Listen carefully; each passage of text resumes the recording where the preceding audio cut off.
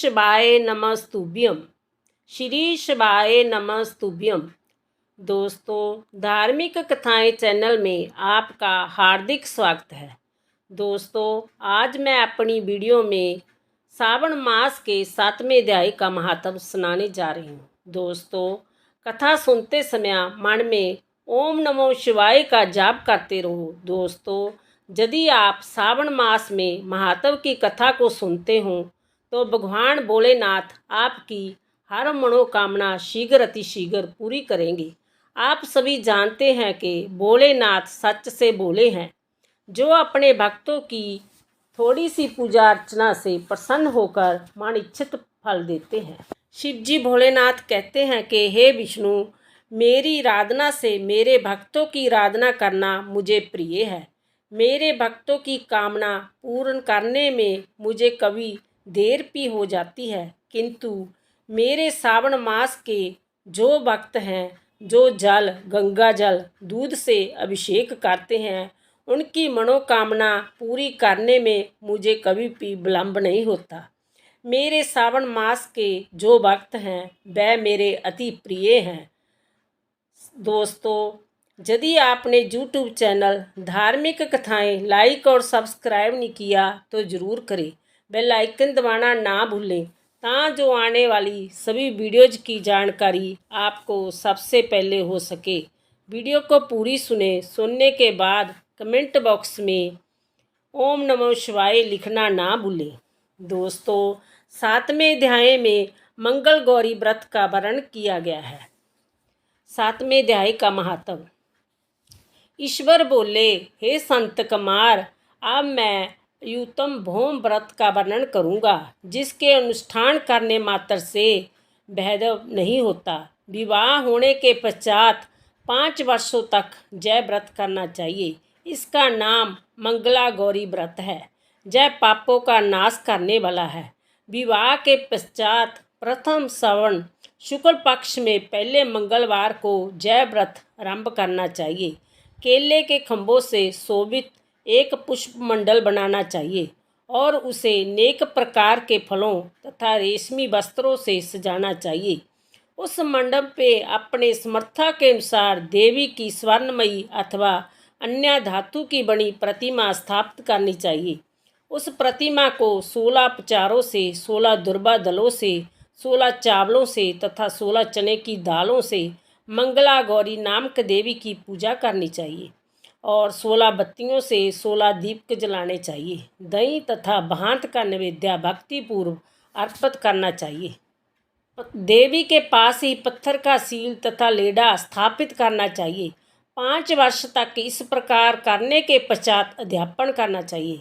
माता को वाइन प्रदान करना चाहिए, जिसकी विधि आप सुनिए। अपनी शक्ति के अनुसार स्वर्ण आदि के बने तांडुल पूरित पात्र पर वस्त्र तथा रमणीय कंचू की ओढ़नी रखकर उन दोनों के ऊपर देवी की प्रतिमा स्थापित करनी चाहिए। पास में चांदी से निर्मित सील तथा लेडा रखकर माता को वाइन प्रदान करना चाहिए। इसके बाद 16 सुवासिनियों को प्रयत्न पूर्वक भोजन कराना चाहिए। हे विप्रिया, इस विधि से व्रत करने पर 7 जन्मों तक सौभाग्य बना रहता है। पुत्र आदि के साथ संपदा विद्यमान रहती है।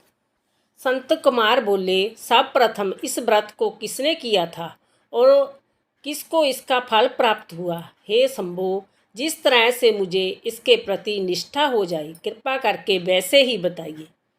दोस्तों, ईश्वर बोले, हे संत कुमार, पूर्व काल में कुरु देश में श्रुति कृति नाम के एक विद्वान कृतिशाली शत्रुओं का नाश करने वाला 64 कलाओं का ज्ञाता तथा धनुर्विद्या में कुशल राजा हुआ था। पुत्र के अतिरिक्त अन्य सभी शुभ चीज़ें उस राजा के पास थी। अंत में राजा संतान के विषय में अत्यंत चिंतित हुआ और जब ध्यानपूर्वक देवी की आराधना करने लगा, तब उसकी कठोर तपस्या से देवी प्रसन्न होगी और उससे जय वचन बोली, हे श्रुत, वर मांगो। श्रुति कृति बोला, हे देवी, यदि आप मुझ पर प्रसन्न हैं तो मुझे सुंदर पुत्र दीजिए। हे देवी, आपकी कृपा से अन्य किसी भी वस्तु का अभाव नहीं है। उसका जय वचन सुनकर पवित्र मुस्कान वाली देवी ने कहा, हे राजन, तुमने अत्यंत दुर्लभ वर मांगा है, फिर भी कृपा बस में तुम्हें अवश्य दूंगी।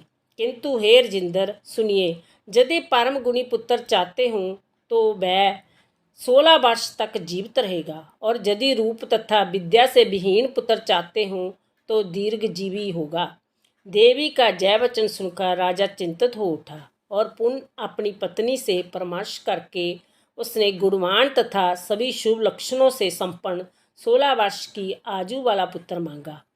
तब देवी ने भक्ति संपन्न राजा से कहा, हे नृपनंदन, मेरे मंदिर के द्वार पर आम का वृक्ष है, उसका एक फल लाकर मेरी आज्ञा से अपनी भाया को उसे भक्षण करके हेतु प्रदान करो, जिससे वह शीघ्र ही गर्भ धारण करेगी, इसमें संदेह नहीं। प्रसन्न होकर राजा ने वैसा ही किया और उसकी पत्नी ने गर्भ धारण कर लिया। 10वें महीने में उसे देवतुल्य सुंदर पुत्र को जन्म दिया। तब हर्ष तथा शोक से युक्त राजा ने बालक का जात कर्म आदि संस्कार किया और शिव का स्मरण करते हुए उसका नाम चिराऊ रखा। इसके बाद पुत्र के 16 वर्ष के होने पर पत्नी सहित राजा चिंता में पड़ गई और वह विचार करने लगे कि जय पुत्र बड़े कष्ट से प्राप्त हुआ है और मैं इसकी दुखद मृत्यु अपने ही सामने कैसे देख सकूंगा। ऐसा विचार करके राजा ने पुत्र को उनके मामा के साथ कांसी भेज दिया। प्रस्थान के समय राजा की पत्नी ने अपने भाई से कहा कि कापटिक का वेश धारण करके आप मेरे पुत्र को कांसी ले जाइए। मैंने भगवान मृत्युंजय से पूर्व में पुत्र के लिए प्रार्थना की थी और कहा था कि हे विश्वेश्वर, आप जगतपति की यात्रा के लिए मैं उस पुत्र को अवश्य भेजूंगी। अंत आप मेरे पुत्र को आज ही ले जाइए और सावधानी पूर्वक इसकी रक्षा कीजिए। अपनी बहन की जय बात सुनकर भांजे के साथ वह चल पड़ा। कई दिनों तक चलते चलते वह नंद नामक नगर में पहुँचे। वहाँ सभी प्रकार की समृद्धियों से संपन्न वीरसेन नाम वाला राजा रहता था।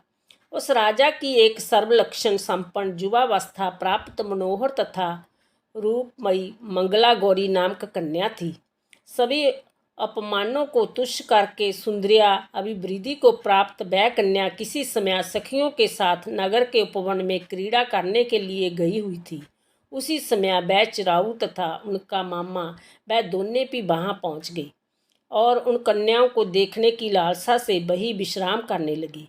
इसी बीच विनोदपुर क्रीड़ा करती हुई उन कन्याओं से किसी एक ने कपित होकर राजकुमारी को रांडा जय को वचन कह दिया। तब उस अशुभ वचन को सुनकर राजकुमारी ने कहा, तुम अनुचित बात क्यों बोल रही हो? मेरे कुल में तो इस प्रकार की कोई नहीं। मंगला गौरी की कृपा से तथा नेक व्रत के प्रभाव से विवाह के समय जिसके सिर पर मेरे हाथ से अक्षत पड़ेंगे, हे सखी, वह यदि अल्प आयु वाला होगा तो भी चिरंजीवी हो जाएगा। इसके बाद वह सभी कन्याएं अपने अपने घर चली गई। उसी दिन राजकुमारी का विवाह था। वही देश के दृढ़ शर्मा नामक राजा के केतु नाम वाले पुत्र के साथ उसका विवाह निश्चित किया गया था। वह केतु विद्याहीन, कुरूप तथा बहरा था। तब केतु के साथ आए हुए उन लोगों ने विचार किया कि इस समय कोई दूसरा श्रेष्ठ वर ले जाना चाहिए और विवाह संपन्न हो जाने के बाद वहाँ केतु पहुँच जाए। उन लोगों ने चिराऊ के मामा के पास जाकर याचना की कि आप इस बालक को हमें दे दीजिए, इससे हमारा कार्य सिद्ध हो जाए। इस पृथ्वी पर परोपकार के समान दूसरा कोई धर्म नहीं। उनकी बात सुनकर चिराऊ का मामा मन ही मन बहुत प्रसन्न हुआ, क्योंकि उसने उपवन में पहले ही कन्या मंगल गौरी की बात सुन ली थी। फिर भी उसने एक बार कहा कि आप लोग इसे किस लिए मांग रहे हैं? कार्य की सिद्धि हेतु वस्त्र, अलंकार आदि मांगे जाते हैं, वर तो कहीं भी नहीं मांगा जाता। तापी आप लोगों का सम्मान रखने के लिए मैं इसे दे रहा हूँ। इसके बाद चिराऊ को वहाँ ले जाकर उन लोगों ने विवाह संपन्न कराया। सप्तपदी आदि के हो जाने पर रात्रि में शिव पार्वती की प्रतिमा के समक्ष उस चिराऊ ने हर्षयुक्त होकर मंगला गौरी के साथ शयन किया। उसी दिन चिराऊ के 16 वर्ष पूर्ण हो चुके थे और अर्धरात्रि के साथ काल सर्प रूप में वहां आ गया। इसी बीच संजोगवश राजकुमारी जाग गई। उसने उस महासर्प को वहां देखा और वह भय से व्याकुल होकर कांपने लगी। तब उसी कन्या ने धैर्य 16 उपचारों से सर्प की पूजा की और पीने के लिए उसे दूध दिया। उसने दीनता भरी वाणी में उस सर्प की प्रार्थना तथा स्तुति की। मंगला गौरी प्रार्थना करने लगी कि मैं उत्तम व्रत को करूंगी जिससे मेरे पति जीवित रहे। जय जिस तरह से चिरकाल तक जीवित रहे, आप वैसा कीजिए। इतने में सर्प वहां स्थित एक कमंडलू में प्रवेश कर गया और उस मंगला गौरी ने अपनी चुक्की से उस कमंडलू का मुंह बांध दिया। इसी बीच उसका पति अंगड़ाई लेकर जाग गया और अपनी पत्नी से बोला, हे प्रिय, मुझे भूख लगी है। तब वह अपनी माता के पास जाकर खीर, लड्डू आदि ले आई। उसके द्वारा दिए भोजन पदार्थ को उसने प्रसन्न मन होकर खाया। भोजन के पश्चात हाथ धोते समय उनके हाथ से अंगूठी गिर पड़ी। तांबूल खाकर वह पुनः सो गया। इसके बाद मंगला गौरी कमंडलू को फेंकने के लिए जाने लगी। विधि की कैसी गति है! उस कमंडलू से बाहर की ओर जगमग करती हुई हार क्रांति को देखकर वह आश्चर्यचकित हो गई। घट में स्थित उस हार को उसने अपने कंठ में धारण कर लिया। इसके बाद कुछ रात शेष रहते ही चिराऊ का मामा आकर उसे ले गया। इसके बाद वर पक्ष के लोग केतु को वहां ले आए। उससे देख मंगला गौरी ने कहा, जय मेरा पति नहीं है। तब उन सभी ने उससे कहा, हे शुंभे, तुम जय क्या बोल रही हैं? जहाँ तुम्हारा कोई परिचय हो तो उसे हम लोगों को बताओ। मंगला गौरी बोली, जिसने रात्रि में 9 रत्नों से बनी अंगूठी दी है, उसकी उंगली में उसे डालकर परिचय की निशानी देख लो। मेरे पति ने रात्रि में मुझे जो हार दिया था उसके रत्नों का समुदाय कैसा है, इस बात को जय बताई। जय तो कोई अन्य ही है। इसके अतिरिक्त रात्रि में आम सींचते समय उनका पैर कुमकुम से लिप्त हो गया था। वह मेरी जांघ पर अब भी विद्यमान है। उसे आप लोग शीघ्र देख ले। साथ ही रात में परस्पर भाषण तथा भोजन आदि जो कुछ किया गया था उसे भी जय बता दे। तब जय निश्चय ही मेरा पति हो। इस प्रकार उसका वचन सुनकर सभी ठीक है कहने लगे। किंतु जब एक भी बात ना मिली तब सभी ने संकेतु को उसका पति होने से निषिद्ध कर दिया। वर पक्ष वाले जिस तरह से आए थे उसी तरह से चले गए। उसके बाद अपने वंश को बढ़ाने वाले महान यश से संपन्न तथा परम वंशवी मंगला गौरी के पिता ने अन्नपान आदि का स्तर चलाया। उन्होंने वर पक्ष का वृतांत कानों कान सुन लिया कि स्वरूप में कुरूप होने के कारण लोगों के द्वारा किसी अन्य वर के रूप में आदरपूर्वक लाया गया था। तब उन्होंने अपनी कन्या को पर्दे के भीतर बैठा दिया। उसके बाद 1 वर्ष बीतने पर यात्रा करके चिराऊ अपने मामा के साथ जय देखने आया कि विवाह के बाद वहाँ क्या हुआ। तब उसे गवाश के भीतर से देखकर वह मंगला गौरी अत्यंत प्रसन्न हुई और माता पिता से बोली कि मेरे पति आ गए हैं। राजा ने अपने सुहज्जनों को बुलाकर पूर्व में कहे गए सभी परिचायकों को निशानी को देखकर मंद मुस्कान वाली अपनी कन्या चिराऊ को सौंप दी। राजा ने शिष्टजनों के साथ लेकर विवाह का उत्सव कराया। इसके बाद राजा वीरसेन ने वस्त्र, आभूषण आदि, सेना, घोड़े, रथ और अन्य भी बहुत सी सामग्रियां देकर उन्हें विदा किया। उसके बाद कुल को आनंदित करने वाला वह चिराऊ पत्नी तथा मामा को साथ लेकर सेना के साथ अपने नगर पहुंचा। लोगों के मुख से उसे आया हुआ सुनकर उसके माता पिता को विश्वास नहीं हुआ। उन्होंने सोचा कि प्रबंध अन्यथा कैसे हो सकता है। इतने में वह अपने माता पिता के पास आ गया और स्नेह से परिपूर्ण वह चिराऊ भक्तिपूर्वक उनके चरणों में गिर पड़ा। तब उसने अपने पुत्र का मस्तक सूंघ कर उन दोनों ने परम आनंद प्राप्त किया। पुत्र वधू मंगला गौरी ने भी सास ससुर को प्रणाम किया। तब सास उसे अपनी गोद में बैठाकर सारा वृत्तांत शीघ्रतापूर्वक पूछने लगी। हे महामुने, मंगला गौरी के उत्तम व्रत महात्म तथा जो कुछ घटित हुआ था वह सब वृत्तांत बताया। हे संत कुमार, मैंने आपसे इस मंगला गौरी व्रत का वर्णन कर दिया है। जो कोई भी इसका श्रवण करता है अथवा जो इसे कहता है उसके सभी मनोरथ पूर्ण हो जाते हैं, इसमें संदेह नहीं। सूत जी बोले, हे ऋषियों, इस प्रकार शिवजी ने संत कुमार को जय मंगला गौरी व्रत बताया और उन्होंने सभी कार्यों को पूर्ण करने वाले इस व्रत को सुनकर महान आनंद प्राप्त किया। बोलो भोले शंकर जी की जय, बोलो गौरा पार्वती जी की जय।